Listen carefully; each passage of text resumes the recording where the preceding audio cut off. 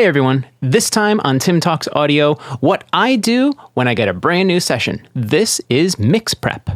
So today we're going to go over mix prep, or more specifically, my mix prep. I just got this session from one of my students, and it's a jazz song. I have no other information from that. I have a reference mix and 22 tracks. So let's go ahead and get this song ready to be mixed. Let's dive into the DAW. Today's video is brought to you by timflansbaum.com. If you're looking to increase your knowledge of Studio One, or you want to outsource the mixing of your project, I am here for you. I can show you the ins and outs in Studio One or answer your specific questions.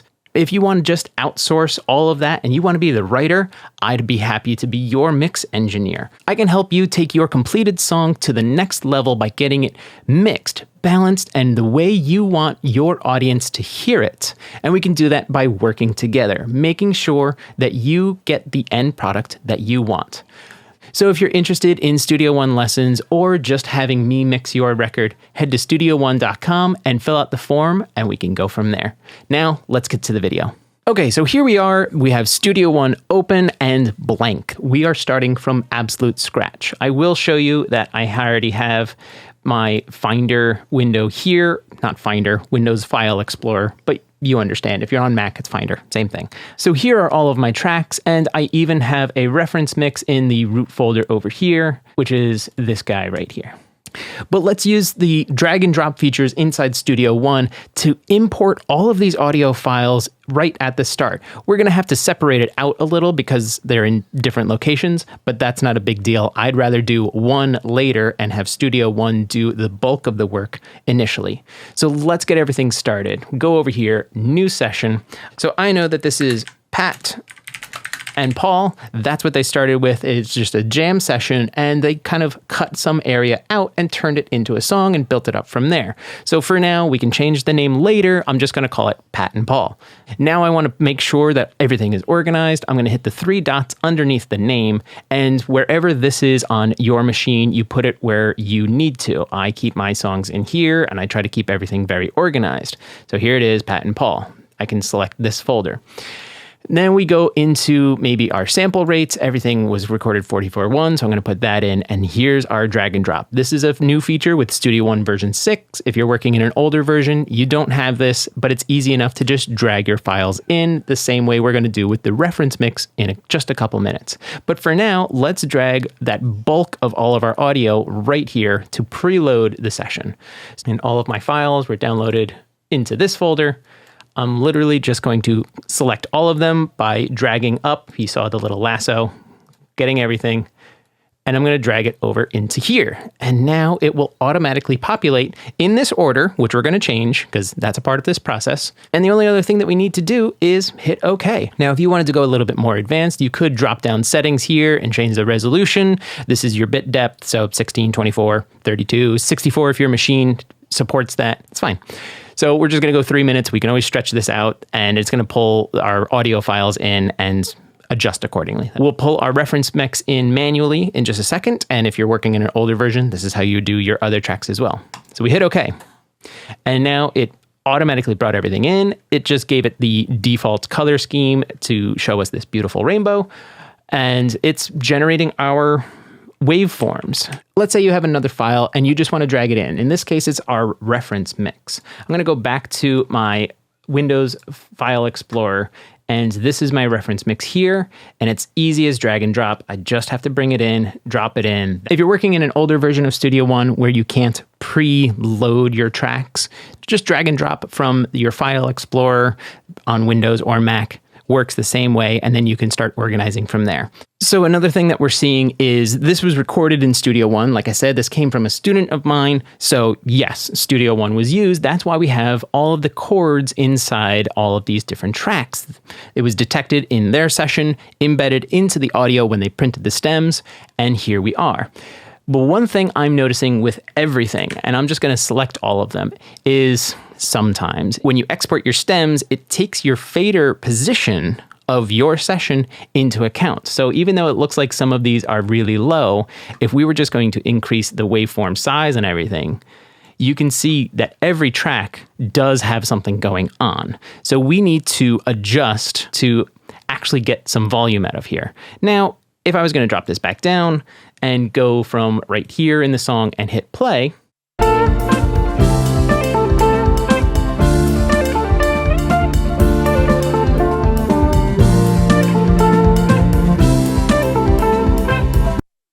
so you can hear it is roughly balanced. So we just need to do the work that we need to do as mixers and make it ideal. But we're not done with our mix prep yet. What we're going to do now, and I'm going to fast forward through this, is all of the organizing. So we're going to group all of our like instruments together, possibly create folders if you're working with a version of Studio One or your DAW that supports folders, any kinds of busing, routing, effects channels. We're going to take care of all of these things now and group them all together so that we stay organized. So I'm going to fast forward through that part right now.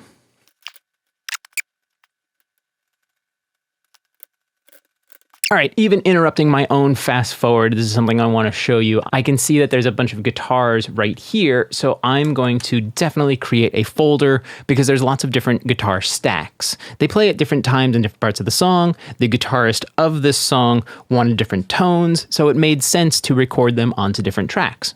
Makes sense to me. I have my tracks selected, so I'm going to start with delay guitar, and I'm going to hold down shift and come down to lead wah.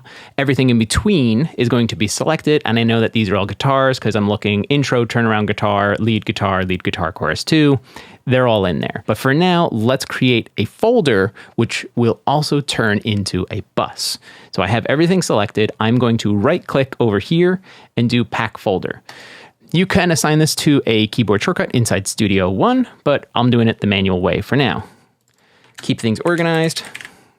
Here's my guitars. It's in a folder, and then to create a bus, it's very easy. Right here where it says none, I'm just going to click down, add bus channel, and there it is. Now my folder is acting as a bus channel, so I can do automation bus processing and sends as an entire group, and then send this off to my mix bus. Totally fine. Also, because we're in Studio One, we can apply the colors, and I like my guitars in green. We can also add more guitars into here, so let's find here some rhythm guitars. I can grab this stack. I did the same thing, held down shift. All of these rhythm guitars, I'm just going to drag right onto the folder. They get the color, and they're all organized, and right here inside this bus. The routing already automatically adjusts, and now we just have more guitars. We can do the same thing with our strings, our keys, etc., etc. So let's keep going.